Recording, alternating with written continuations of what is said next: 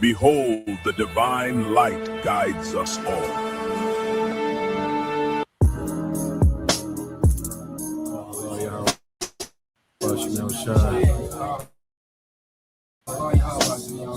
Yahweh Shemel Shah, Barakatah Yahweh Shah, Barakatah Yahweh, Barakatah Yahweh, Barakatah Yahweh Shah. Psalm 145. I will extol thee, my God, O King, and I will bless thy name forever and ever. Every day will I bless thee, and I will praise thy name forever and ever. Great is the Lord, and greatly to be praised, and his greatness is unsearchable. One generation shall praise thy works to another, and shall declare thy mighty acts. I will speak of the glorious honor of thy majesty, and of thy wondrous works. And men shall speak of the might of thy terrible acts, and I will declare thy greatness. They shall abundantly utter the memory of thy great goodness, and shall sing of thy righteousness. The Lord is gracious and full of compassion, slow to anger, and of great mercy. The Lord is good to all, and his tender mercies are over all his works. All thy works shall praise thee, O Lord, and thy saints shall bless thee. They shall speak of the glory of thy kingdom, and talk of thy power, to make known to the sons of men his mighty acts, and the glorious majesty of his kingdom.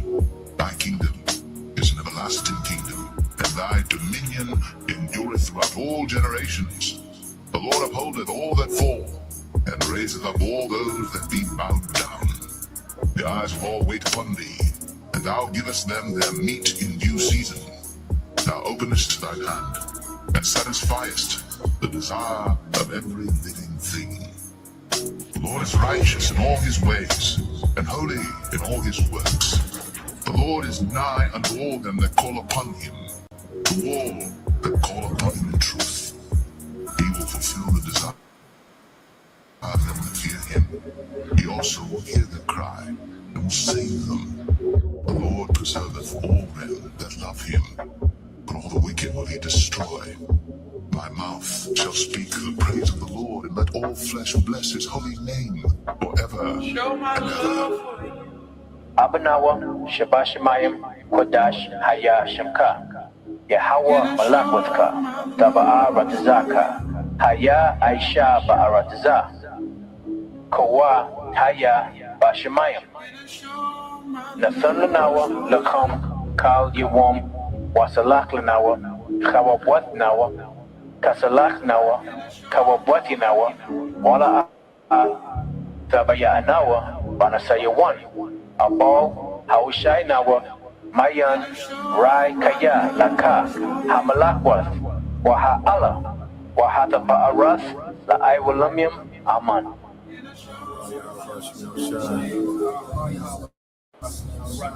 Yahweh Shemel Shah, Barakatah Yahweh Shah, Barakatah Yahweh.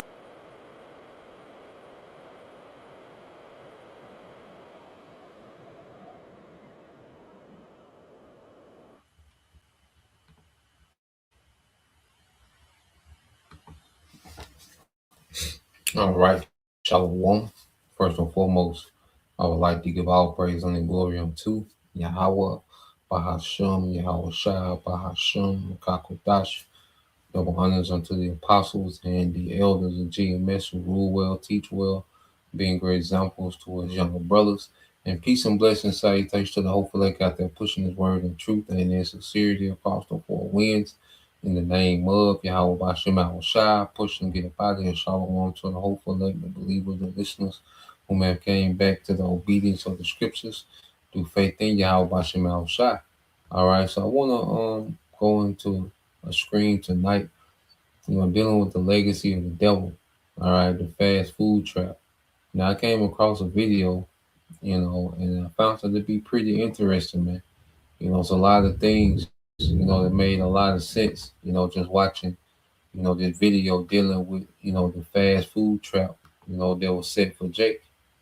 All right. And we know, the absolutely worst quality of food, okay, that you can get is fast food.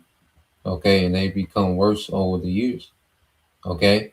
And we're going to get into that, but ultimately let's set the foundation, okay, with some pre-sales, man. All right, because one thing we have to understand with the devil, there's a lot of wickedness that he's done in the shadows, okay, that are now, being brought to the light. Things that he's done over the centuries and decades, okay, they were just looked at as, part of normal society. It was an attack on Jake, man. And we have to remember these elites, they know who they are and they know who we are, man. And they understand, the origin of the hatred that they have for the tribes. Okay, going back to the birthright. Okay. So their whole agenda is, because they have, as the scripture says, it's in the power of their hands, okay, to execute on their hatred, and target the tribes, in so many different ways, okay, that these devils never let up, okay, and they do it in a very covert way. We're gonna get that word covert, all right, and see how it lines up with the scriptures. Now, when you go to the book of Habakkuk, chapter 2, verse 15, it says, "Woe, judgment is coming to you who makes, all right, your neighbors drink." All right. So woe is destruction. It's your judgment. You see? So there's a destruction that's coming to this man for giving his neighbor, and his neighbor is speaking of Israel, drink. Because here it is, we was punished for disobedience. And what this devil does, he has social engineered, a culture for Jake that's based on the degeneracy, sin, okay, lewdness, rebelling even more against the Most High. Okay? So this man has given, our people a culture, you know, within this captivity, that's full of rebellion, self-destruction. Okay.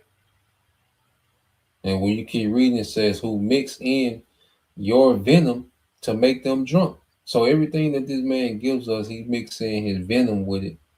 Okay. And it becomes detrimental to where our people have become useless to themselves, man. Because if someone's drunk, they're not even useful to themselves anymore. Okay? So he has given our people this culture, the way that they eat. Okay? Plantation Christianity, politics, chasing the money, and being a nigga, hot girl, independent woman, single mother, whatever, this man has conveniently gave our people as a way to be.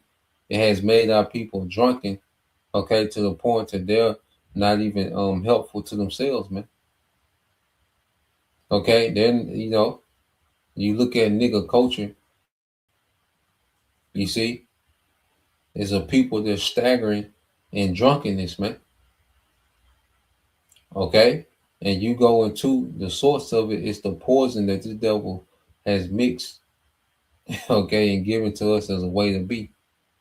All right, this man has social engineered, Jake, the most toxic culture on the planet. Okay, and he did that for the purpose of self-destruction, man. And he came from so many different angles, man. The music, the TV, the media, the politics, okay, religion, okay, convenience, okay, help, so-called aid, government aid. It was always, whenever the devil, whatever was convenient for the tribes, it's a trap for the devil, and you can use that as a rule of thumb. Okay, if we have easy access to it as a people, it's a trap from the devil, man. It's mixed with venom, no matter what it is, man. Okay, it says so that you may look at their nakedness, man.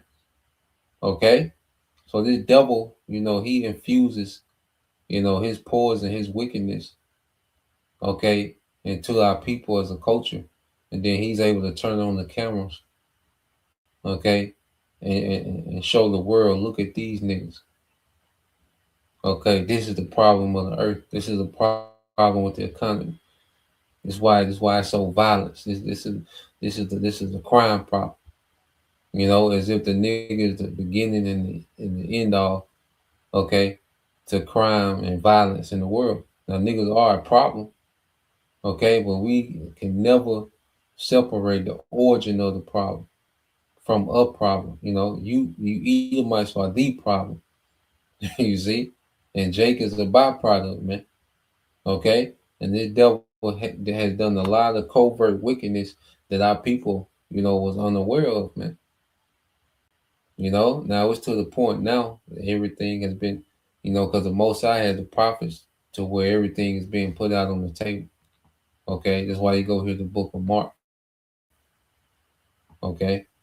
So there's no excuse to continue on and participate in the wickedness of the devil, because everything's been put out on the table, from the foods to, Hollywood and music industry, and, these false religions and plantation Christianity, and your vote don't matter. So, the went into feminism, broke that down, how that's a satanic, enchantment to destroy a family. Okay, so all the wiles or the methods of the devils have been exposed.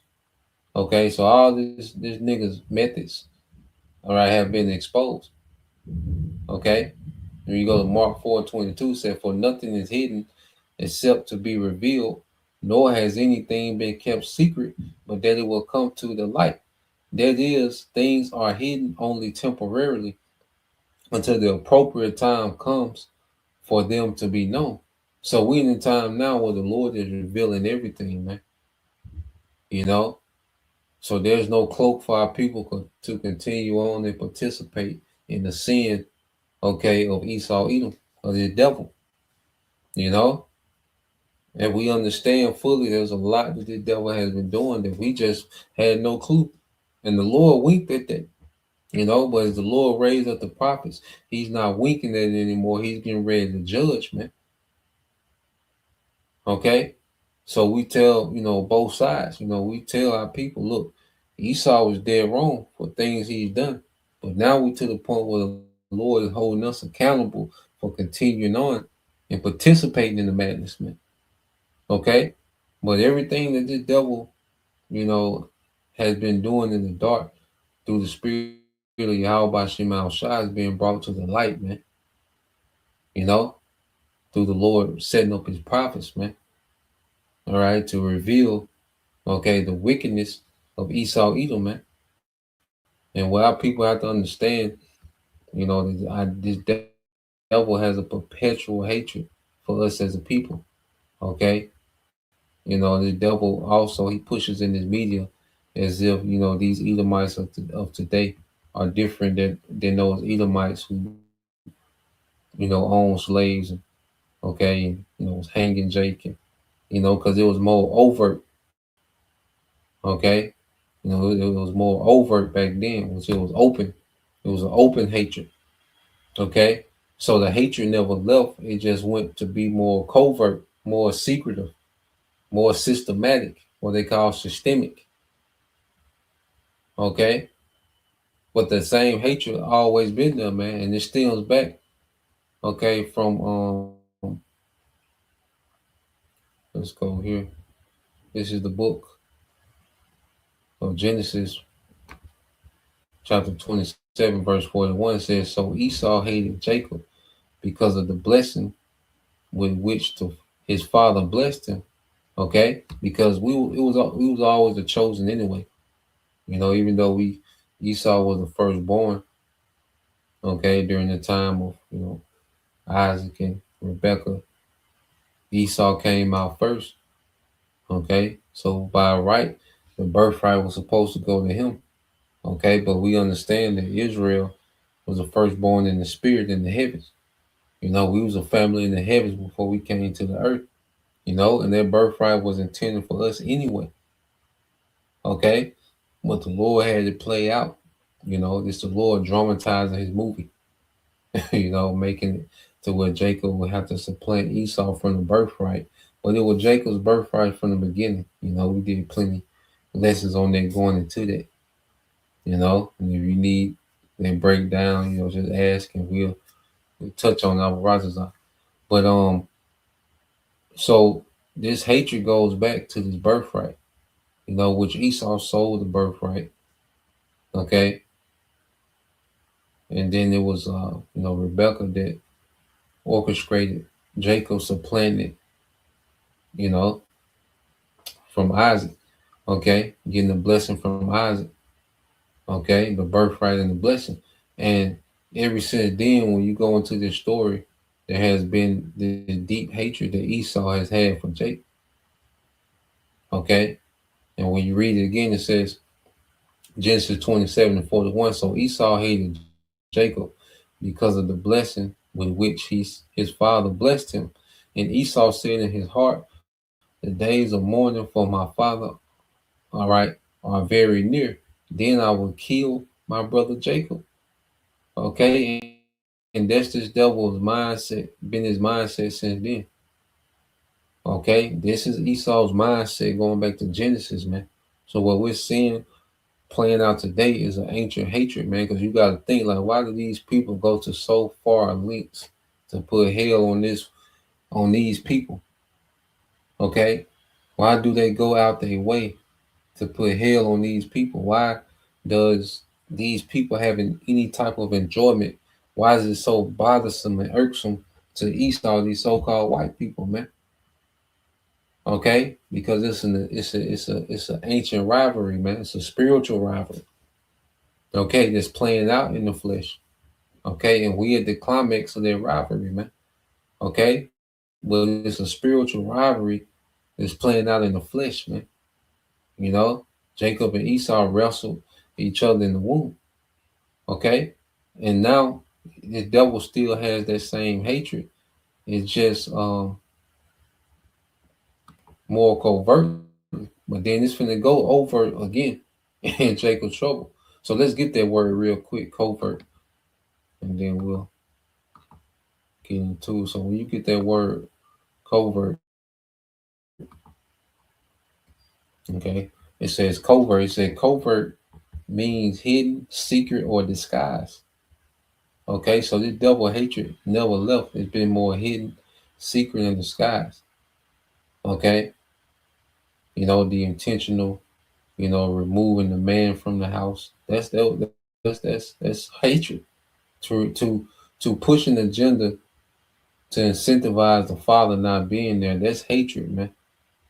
Okay, to hype the woman up as if she can do it by herself, be a parent by herself. That's cool. That's hatred, man. Okay, you know, flooding the neighborhoods with crack. Okay, and guns. That's hatred. And then glorifying, you know, dope boys as men of honor, romanticizing, you know, degenerates as heroes. Okay, there's hatred. You see, it said covert means hidden, secret, or disguise, often referring to actions done stealthily or without being openly acknowledged. Okay, because you didn't know the small hats was behind, you know, gangster rap.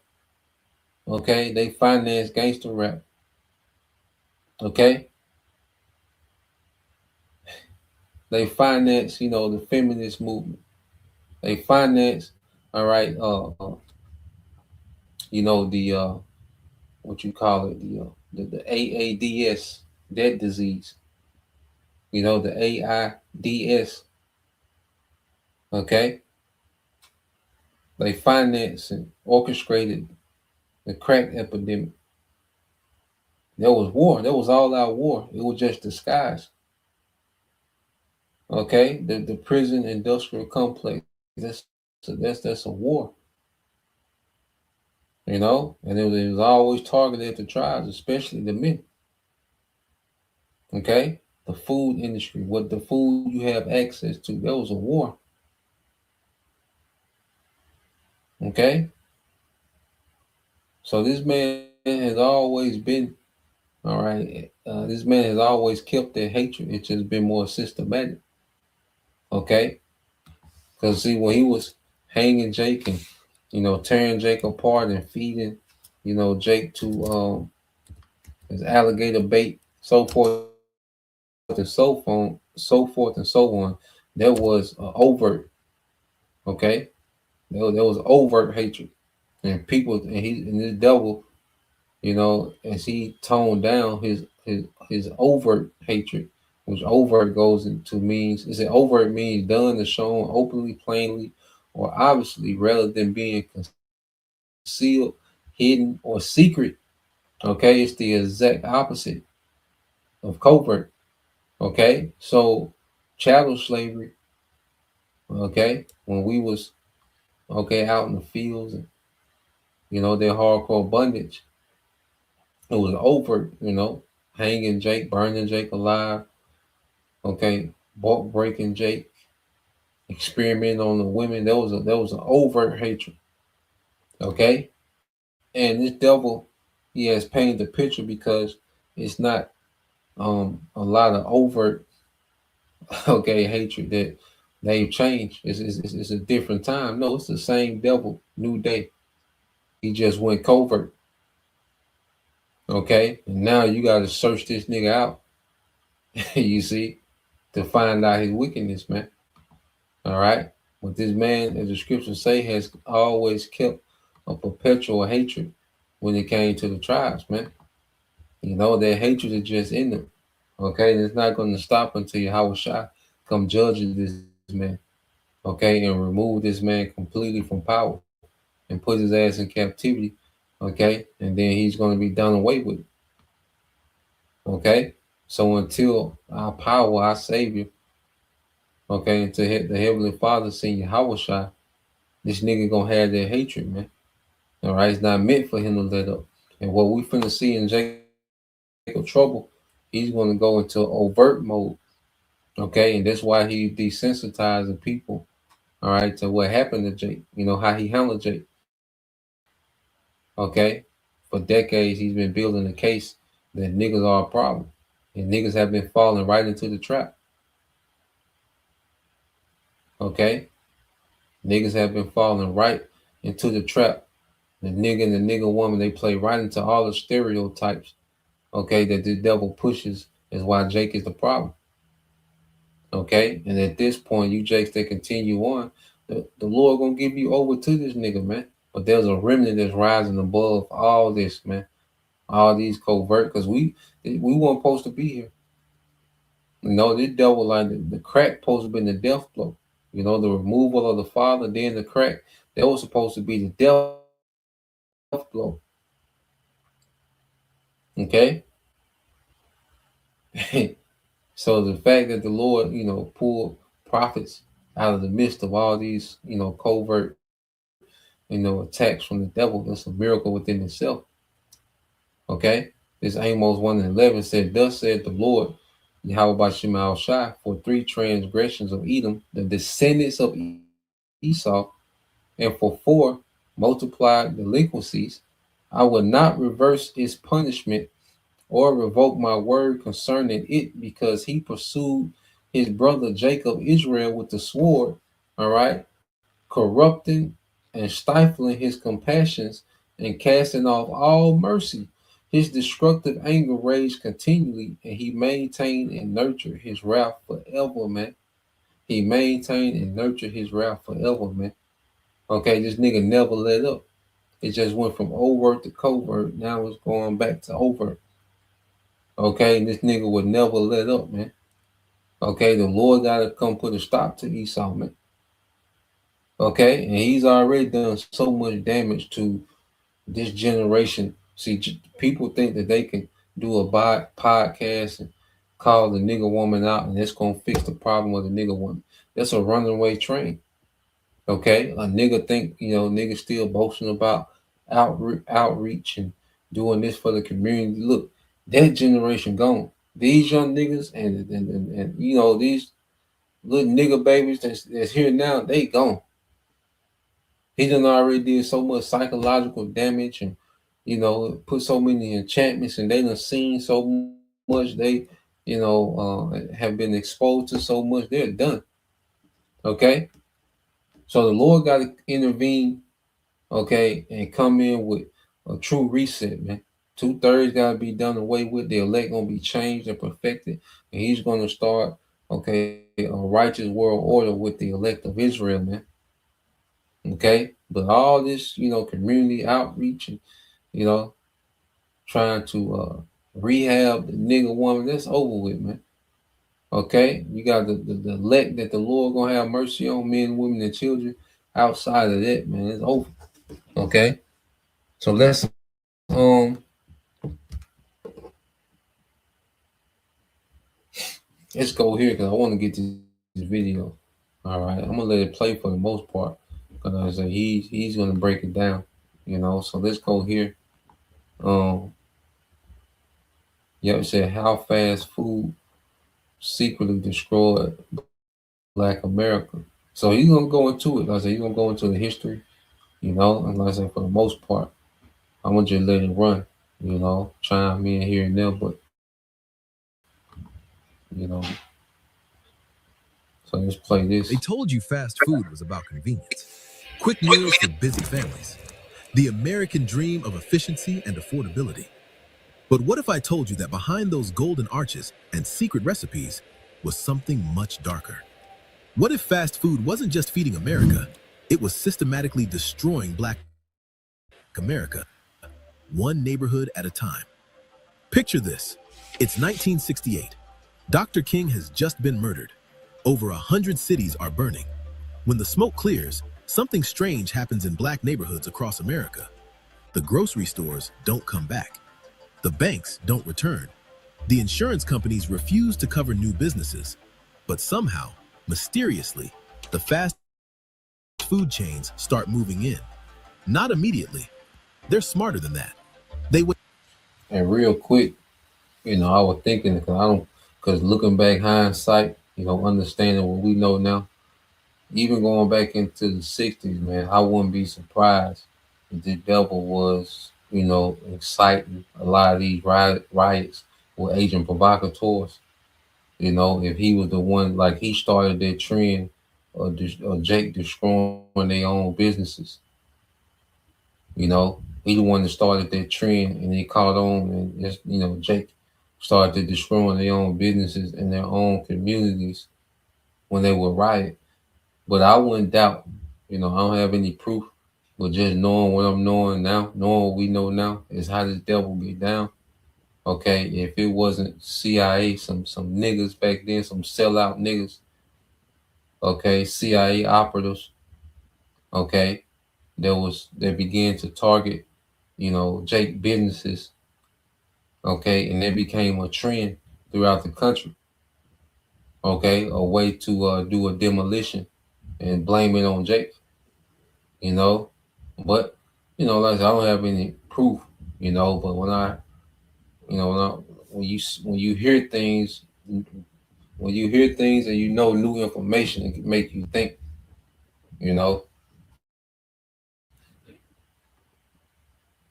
Wait just long enough for people to then like Sears, keep food and franchise opportunities to communities that had been abandoned. Introducing Augment Code Review, the current best code review tool when it comes to high signal, low noise. By everyone else. This wasn't an accident. This wasn't market forces. This was a calculated takeover that would span decades. And while white suburbs got fresh supermarkets and family restaurants, Black neighborhoods got drive-thrus and dollar menus. They called it urban development. They called it economic opportunity. But what it really was the creation of a new kind of segregation, one that didn't care where you sat, but controlled what you ate, how long you lived, and whose pockets your money filled. By the end of this video, you'll understand how fast food corporations helped build a system of economic control that makes the old Jim Crow look simple by comparison. Let me take you back to April 4th, 1968. Martin Luther King Jr. is dead, and America is on fire. Detroit, Chicago, Baltimore, Washington, D.C., over 100 cities explode in rage and grief. When the National Guard finally leaves and the curfews are lifted, entire business districts in Black neighborhoods have been reduced to ash and rubble. But here's what they don't teach you in history class. Most of those businesses never came back.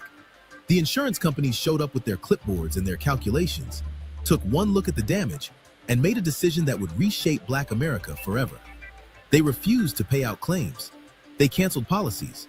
They redlined entire neighborhoods, declaring them too risky for coverage. Without insurance, banks wouldn't loan money for rebuilding. Without loans, there could be no new grocery stores, no pharmacies, no restaurants. The very businesses that had anchored these communities for generations were effectively banned from returning. Sarah Jackson owned a grocery store on 12th Street in Detroit before the uprising. 3 generations of her family had shopped there, worked there, built their lives around that corner store. After the fires, she applied for insurance to rebuild. The company told her the neighborhood was now classified as high risk. The premium would cost more than her entire annual revenue. Sarah Jackson never reopened her store. Neither did the Johnson family's restaurant down the street. Neither did the Williams Brothers pharmacy on the corner. Multiply Sarah's story by thousands, and you begin to understand what really happened in the aftermath of 1968. This wasn't just property damage. This was economic amputation. Entire food systems that had sustained Black communities were surgically removed, leaving behind empty lots and hungry people. And into this manufactured void, the fast food chains began to circle like vultures. But that's just the beginning of how they weaponized Black hunger for profit. If you want more hidden stories like this, subscribe to Black Stories Untold. Now, back to how corporate America turned tragedy into opportunity. The first McDonald's in a Black neighborhood wasn't built in 1968. That would have been too obvious, too cruel even for them. No, they waited. They studied. They let the desperation marinate for a few years, while white families fled to the suburbs, taking their grocery stores and sit-down restaurants with them. By 1972, when the first golden arches went up in devastated Detroit, it looked like salvation. Herman Petty was one of the first Black McDonald's franchise owners in the country. In 1972, McDonald's corporate approached him with what seemed like the opportunity of a lifetime. They would help him open a restaurant in his own community. They would provide training, marketing support, and the backing of America's fastest-growing restaurant chain. What they didn't tell Herman was that he was part of an experiment, a test to see if Black franchise owners could be used to extract wealth from Black communities more efficiently than white owners ever could. The numbers tell the story. Herman's McDonald's in Detroit generated over $2 million in revenue in its first 5 years. Sounds impressive, right? Here's what's not impressive. Herman's take-home profit averaged about $40,000 a year. Meanwhile, McDonald's corporate collected franchise fees, rent on the property they own, forced purchases of equipment and supplies, and advertising fees. For every dollar that walked through Herman's door, about 85 cents walked right back out to corporate headquarters in white suburban Chicago. But even that wasn't the most insidious part. See, McDonald's had done their homework. They knew that Black communities had higher rates of diabetes and heart disease even before fast food arrived. They knew that poverty meant people were looking for cheap calories, not healthy options. They knew that in neighborhoods without full-service grocery stores, fast food would become not just convenient, but necessary. They weren't just opening restaurants, they were creating dependency. The marketing strategy was surgical in its precision. McDonald's began pouring advertising dollars into Black radio stations, Black magazines, and Black community events. They sponsored basketball tournaments in neighborhoods that had no grocery stores, but 3 fast food restaurants within a 2-block radius. They hired Black advertising executives who understood exactly how to make processed food feel like community, how to make corporate profits feel like Black pride. By 1980, something unprecedented was happening in urban America. For the first time in human history, there were neighborhoods where it was easier to buy a Big Mac than an apple, where children could walk to 5 different fast food restaurants but couldn't find a single place to buy fresh vegetables. This wasn't happening by accident, and it wasn't happening in white neighborhoods. But what they did next would make this look like child's play. The 1980s was when fast food corporations stopped pretending they cared about nutrition and went full predator. They had spent a decade testing their strategies, and now they knew exactly what worked. The crack epidemic was devastating Black communities, unemployment was skyrocketing, and Reagan was cutting food assistance programs. Families that were already struggling now faced even deeper poverty, and the fast food industry saw opportunity. KFC launched a marketing campaign specifically targeting what they called urban consumers.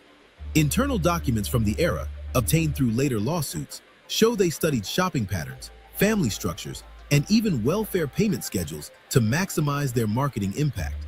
They learned that many families received government assistance on the 1st and 15th of each month, so they timed their promotions accordingly. They weren't just selling food, they were designing a system to capture as much government assistance money as possible. Burger King took a different approach. They focused on children. Their marketing research showed that brand loyalty formed as early as age 3, and that children in single-parent households had more influence over family food decisions. So they flooded Black neighborhoods with playgrounds, birthday party packages, and toys designed to create emotional connections between toddlers and burgers. They were literally programming the next generation to crave processed food. But McDonald's was the most ruthless of all. They pioneered what marketing experts now call cultural embedding. They didn't just advertise to Black communities, they made themselves seem essential to Black culture. They sponsored church events, community festivals, and school fundraisers. They hired Black celebrities not just for commercials, but to become public advocates for the brand. When a McDonald's opened in your neighborhood, they made it feel like a Black business, even though every important decision was made by white executives in suburban boardrooms. The results were exactly what they had planned. By 1990, the average Black family was spending nearly twice as much of their food budget on fast food as white families. Children in Black neighborhoods consumed fast food an average of 3 times per week, compared to once per week for white children. And the health consequences were starting to show. Obesity rates in Black communities began climbing faster than anywhere else in America. Type 2 diabetes, once rare in children, started appearing in Black kids as young as 10 years old. Keep watching, because what comes next will blow your mind. The corporations had their hooks in a faced problem. Competition from the few remaining Black-owned restaurants and corner stores that had survived the economic devastation. These local businesses knew their customers personally, extended credit during hard times, and kept their profits circulating within the community. They represented everything fast food chains were trying to destroy: local ownership, community connection, and economic self-determination. So the chains declared war. Not openly, of course. They called it market expansion. McDonald's, Burger King, KFC, and Taco Bell began a strategy of aggressive clustering. Whenever they identified a Black-owned restaurant that was doing well, they would open a franchise directly across the street or next door. They could afford to operate at a loss for months or even years. Their suburban locations subsidized the losses. But a family-owned restaurant couldn't compete with a corporation willing to lose money just to drive them out of business. Take the case of Williams Family Restaurant in Baltimore. For 23 years, the Williams family had served their neighborhood soul food, hired local teenagers, and supported community events. In 1985, McDonald's opened directly across the street. Within 6 months, a KFC opened next door. The Williams family watched their customer base evaporate as people chose convenience and lower prices over community connection. Within 2 years, Williams Family Restaurant was forced to close. This pattern repeated in city after city, neighborhood after neighborhood. Local restaurants that had survived urban renewal, white flight, and economic disinvestment finally succumbed to corporate warfare. And with each closure, another piece of Black economic independence died. But the fast food industry wasn't satisfied with just controlling where people ate. They wanted to control the entire food landscape. They began lobbying city councils to change zoning laws in their favor. They pushed for restrictions on street vendors and food trucks that might offer healthier options. They fought against proposals for new supermarkets, claiming the neighborhoods couldn't support both fast food and grocery stores. In Detroit, documents later revealed through Freedom of Information Act requests show that McDonald's corporate lawyers helped write zoning legislation that made it nearly impossible for full-service grocery stores to open in certain neighborhoods. McDonald's had to say so whether or not healthy grocery stores open up in Jake community. McDonald's. Okay? This man is the devil, man. Okay? So these devils made sure that Jake was in the food desert. Okay?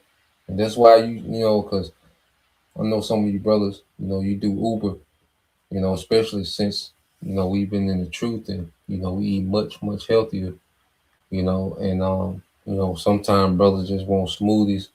You might just want you a nice coffee, a real coffee, you know, like a Colombian or Peru or Honduras, a real, potent, coffee bean, but or whatever. You might want a tea, a real tea, a chai tea, or, whatever.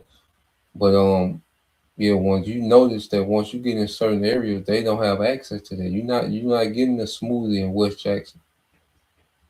Okay, you're not getting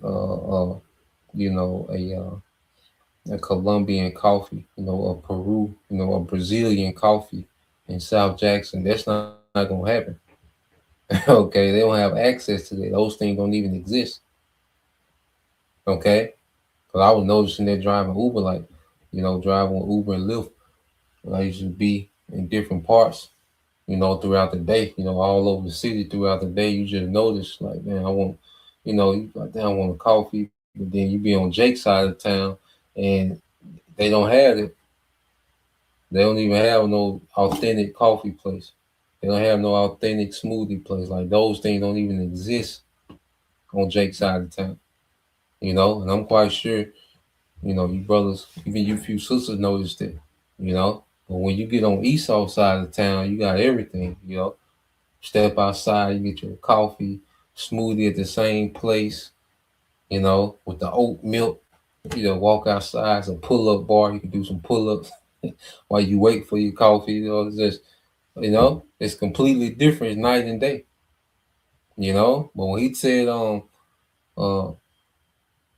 McDonald's lawyers, they help write the zoning codes for where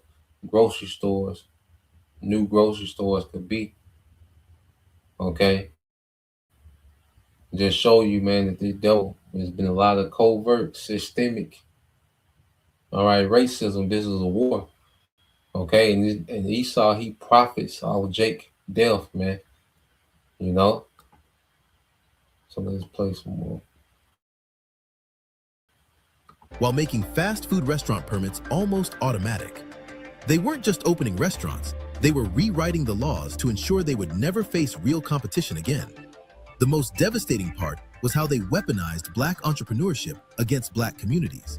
The franchise system was designed to look like Black ownership while maintaining white control. Black franchise owners took all the financial risk, worked 80-hour weeks, and faced community backlash when people realized how unhealthy the food was. Meanwhile, corporate executives collected guaranteed profits and maintained plausible deniability. If anyone complained about fast food destroying Black health, they could point to Black franchise owners and claim it was Black-owned business. And this is where everything connects. By 1995, the transformation was complete. Neighborhoods that had once sustained themselves with locally owned grocery stores, restaurants, and markets now depended entirely on corporations headquartered in white suburbs. Money that had once circulated within Black communities, supporting Black jobs, Black entrepreneurs, and Black wealth building, now flowed out every single day to shareholders who had never set foot in these neighborhoods. The health consequences were exactly what any rational person would have predicted, and exactly what corporate executives had to have known would happen. Obesity rates in Black communities doubled between 1980 and 2000. Diabetes rates tripled. Heart disease, stroke, and hypertension all skyrocketed. Emergency rooms in Black neighborhoods began seeing children with diet-related diseases that had previously only affected adults. But here's the most insidious part. When Black communities started dying from diet-related diseases at unprecedented rates, the same corporations that had created the problem positioned themselves as the solution. They introduced healthier options like salads and apple slices, while keeping their core menu exactly the same. They funded studies on childhood obesity that somehow never mentioned the role of fast food marketing. They donated money to Black health organizations, ensuring that criticism would be muted. This wasn't just business, this was systematic extraction. Fast food corporations had figured out how to turn Black poverty into white wealth, Black hunger into corporate profits, and Black death into shareholder dividends.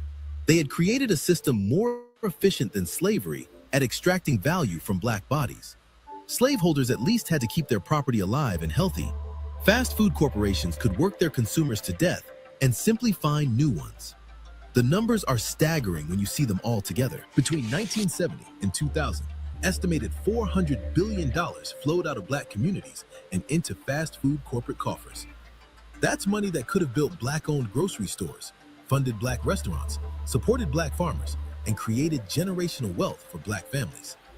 Instead, it built mansions in white suburbs for executives who viewed black customers as nothing more than profit centers. And the most tragic part? It worked so well that other industries started copying the model. Payday loan companies, rent-to-own furniture stores, and predatory cell phone companies all studied what fast food had done and applied the same strategies. Create dependency, extract wealth, blame the victims.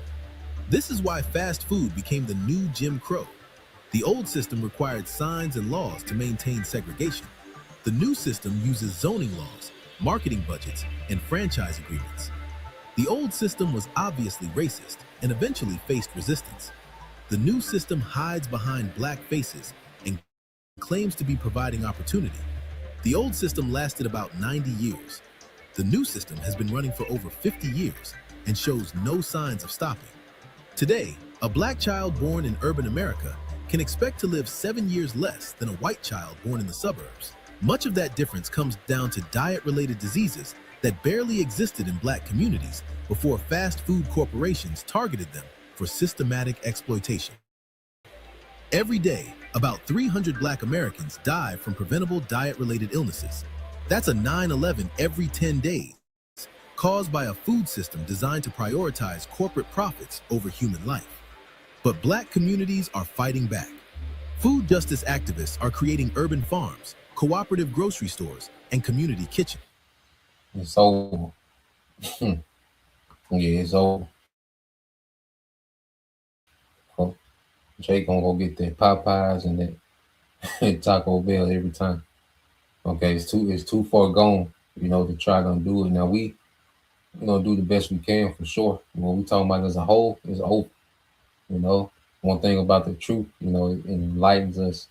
It's 360 wisdom, to where we've been enlightened, on how to eat better. We eat the best of the worst, not eating as much, going into the herbs and brothers going to cleansing, detoxing, and fasting. So the truth has elevated us in every, the truth should elevate us in every area of our life, man. All our decision making across the board. Okay. But Jake as a whole, man, Jake out of there, man. Okay. The only thing, that's going to, only thing that's going to move the needle is judgment, man. 2/3, they got to be judged, and elect got to be delivered. Esau got to be removed from power. Okay. 3 black, grocery stores ain't going to get it. It's a runaway train. So let's, I want to get this real quick, because basically what Jake exists, like I say, it's a food desert. Wherever you see places where, where you can tell where you at by the establishments. Okay, you don't have to know the city, to know what's part of the town you're in by the establishment.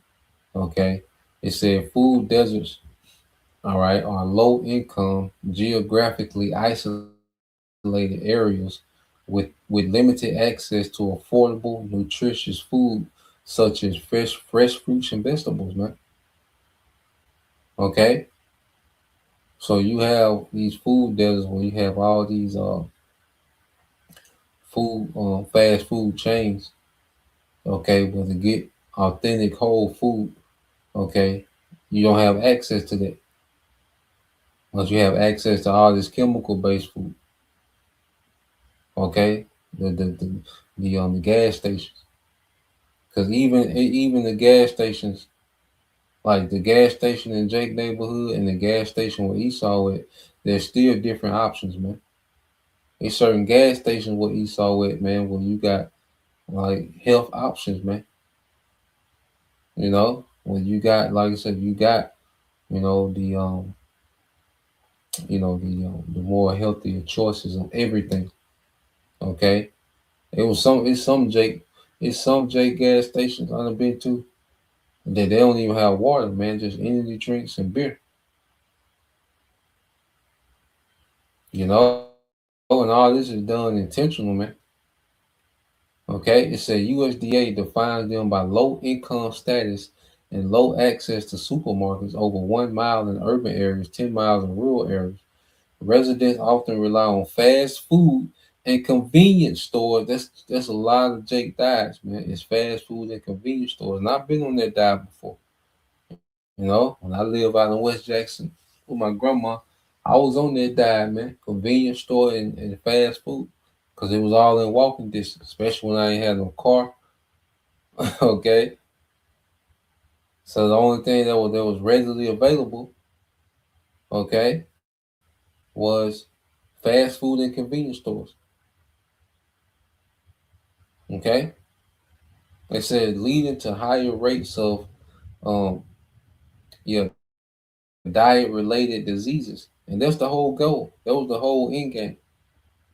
Okay, then the liquor store, even the liquor stores, they have, the worst liquor in the liquor store. Because you go to Esau liquor store, you see things that you didn't know existed. Okay, Jake had a bottom shelf liquor store, bottom shelf grocery stores, but they intentionally shipped the worst meat. Okay, to the Jake grocery stores. Okay, the worst products. Okay, because we know everything is tainted. All right, but they make sure it's triple, quadruple poison when you get to Jake, man. And then you also have, let's go here, because the whole thing was, to systematically destroy Jake, man. Keep Jake in a destroyed, destitute state. Okay, it says, what's the number one cause of death in Black communities? Heart disease is the leading cause of Black death. All right, for Black Americans, accounting for 20% of death, it remains a primary driver of racial or mortality disparities, with Black individuals, particularly males, significantly more likely to die from cardiovascular disease than their white counterparts due to high hypertension rates and healthcare inequalities, man. Okay, and these food deserts play a major part. Okay, in keeping Jake, destitute. All right, and full of chemicals, man. It's part of this devil's war, his covert war. Okay, so let's go here. Let's end it here, man. Let's get this in the book of Psalms, because we need a savior, man. This is why we push to our people. Like, what the hell do you have going on here, man? Okay, this is the book of Psalm 72:1. It says, "Give the king thy judgments, O power, and thy righteousness unto the king's son. He shall judge thy people with righteousness, and thy poor with judgment." Okay, so this is speaking of Yahweh Shai. Because Yahweh Shai, he's coming to execute righteous judgment in the earth, man. Now, 2/3 of our people, that refuse to repent, they're going to get caught up in this judgment, man. But there's a remnant, all right? Because we are the poor of this society, man. Okay? Even if you got, a little substance, a little money, guess what? You're poor in power. You don't have no power to change your people's situation, so you're poor. Okay? These niggas with billions of dollars, they can't do nothing, all right, to begin to truly help their people, so they're poor. Okay, it said, "He shall judge thy people with righteousness, and thy poor with judgment. The mountain shall bring peace to the people, the government of Yahushua, okay, to the people of Israel, and the little hills by righteousness. He shall judge the poor of the people. He shall save the children of the needy, and shall break in pieces the oppressor," man. So the poor, the people, and the needy are the Israelites of the elect at this time, man. Those that thirst for righteousness, man. Okay, that are helpless against Esau, Edom, man. Yahweh Shai is coming to deliver us out this circumstance, out this situation, man. Our kinsman redeemer. Okay, he's coming to get us out the situation and restore us, man. That's why he's gonna give us new bodies, man. Okay, that's been under attack. You know, these bodies been under attack since the womb. Okay, but the Lord's gonna come restore our bodies back. And then he's gonna upgrade our bodies, those new bodies, man. Not only restore, but he's gonna upgrade these to new bodies, man, to immortal bodies, man. Okay, and Yahweh Shai coming to fix it all, man. You know, once we get through going through the specifics of the wickedness of the devil, Yahweh Shai coming to fix it all, man. You know, so that's the point. Just want to get into that. Lord will, you brothers on the right hand, you sisters was edified once again. I want to give all praise, honor, and glory unto Yahweh, Bahashem, Yahweh Shai, Bahashem, Makakwadash, and double honors unto the apostles and the elders of GMS who rule well, teach well, being great examples to us younger brothers, and peace and blessing, salutation, and hopefully shalom.